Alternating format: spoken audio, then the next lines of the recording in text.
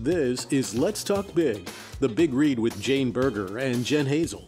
The Owens Community College Campus Read is taking place now and throughout the semester, with the goal of bringing awareness of different perspectives through books. The Campus Read book is Carrie, a Memoir of Survival on Stolen Land, from 2020 recipient of the NEA Creative Writing Fellowship, Tony Jensen. It's a memoir and essays about gun violence, land, and Indigenous women's lives. Now sharing passages, topics, and events related to the book, Carrie, a Memoir of Survival on Stolen Land, is Owens Community College Director of Library Services, Jane Berger, and Professor of English, Jen Hazel. Welcome back, everyone. I'm Jen Hazel, and I have with me Jane Berger. And we are here to talk big. We're going to read a passage. Well, Jane's going to read that passage. And then we're going to discuss it. So, Jane? Here we go. Page 53. Not quite sure what chapter, but 53 ought to get you there. This I love because if you've been reading along with us enough now, you know that Tony Jensen makes a lot of references to Webster's Dictionary and the definitions, and it's just been kind of fun for me. This is her first Webster fail on page 53. Let's see. The teenage years are like this, full of gaps, some which have developed into trauma. Webster's first defines disassociation as the process by which a chemical combination breaks up into simpler constituents.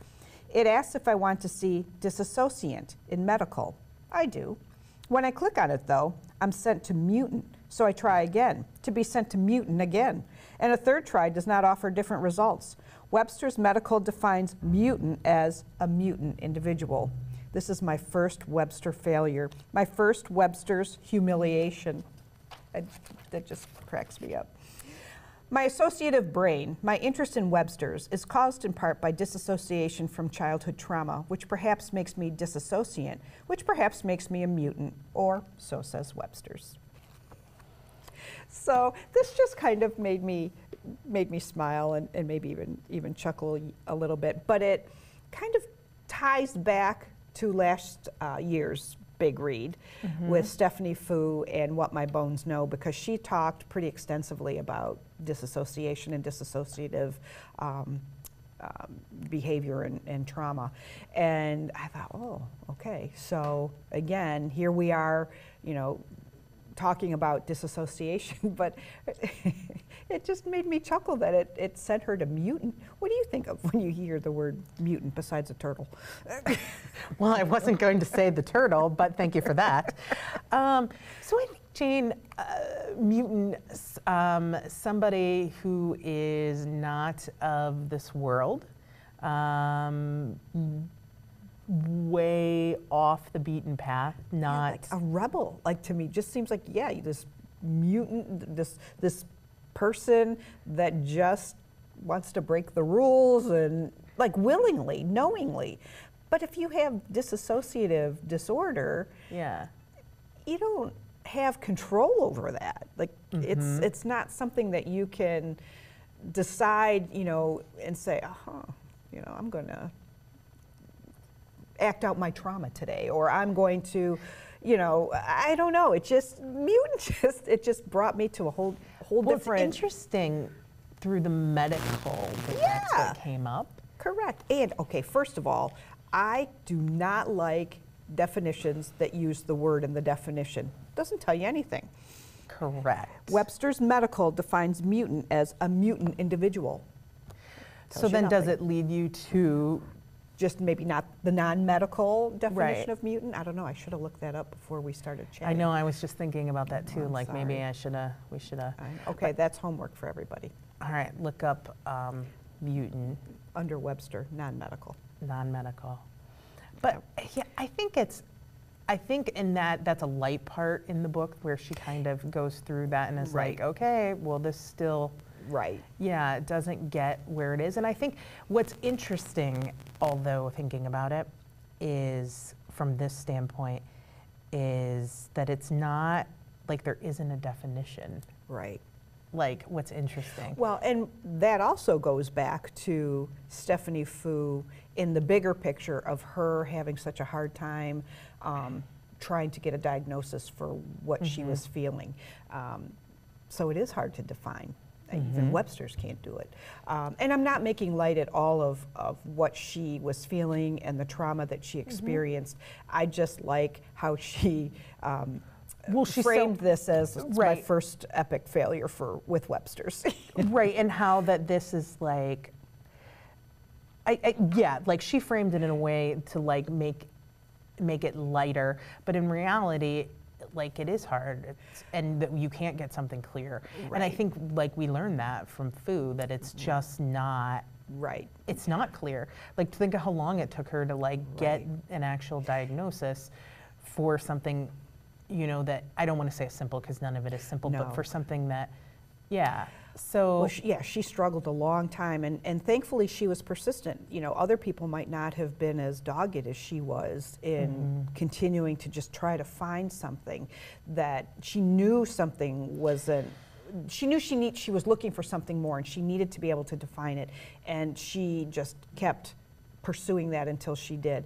And Tony seems to have, you know, been able to, and maybe as a result of research that had been done, was able to put her, you know, a name to it, and you know, the dissociation she felt went back to childhood trauma, and you know, things that she experienced, and she has talked about it, you know, a bit up to this point in her book, and there will be more, you know, as you continue to read, but there's just so many different themes that she, you know, touches on. It just seems they all cause trauma in a different way, you know, in how she presents it. And her way of getting at trying to, I don't want to say reconcile, but in a sense like try to confront or look at or say, here's what it is. So I have a question for you, Jane. Do you like the way, I know, do you like the way that Tony uses the dictionary in so many cases as a style, as a presentation, like? There's been some discussion when I've talked to different people, students who come into the library, and I know that they're reading the book, and it's kind of a mixed bag. I like it. I like the consistency, and I'm like, ooh, what's going to be her Webster, you know, word this time? And it doesn't come always. It's not like, okay, on the first page of every chapter, she's going to have a Webster's. But she weaves it in nicely, and I do like that. I also like, once I picked up on it, I was a little slow, her reference to birds. Now I'm kind of always curious to see, is there going to be some mention, you know, of birds? I learned a lot so far about birds and the relationship to, you know, the land and to Native Americans and Audubon, and you know, so that's just me. I like learning things, and that's just kind of a fun little trick to keep me turning the next page. Like, oh, I wonder if this page will be the one that will have a Webster's or will have a reference to a bird. But I like that.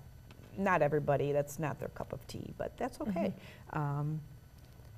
Well, I think what's interesting about it is from last week how we were talking about how words matter. Yeah. So here she is taking some words and actually giving you what they mean. Yeah. Which is interesting.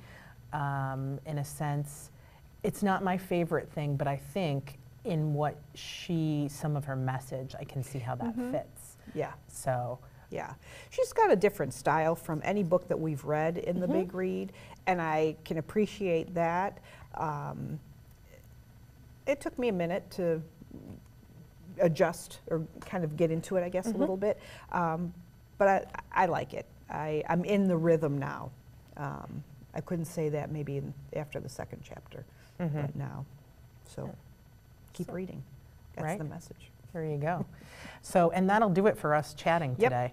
So, thank you all for being here. My name is Jen Hazel, and on behalf of myself and Jane Berger, we want you to keep talking big. You can do that through the Outcast OCCR radio station or on the YouTube channel.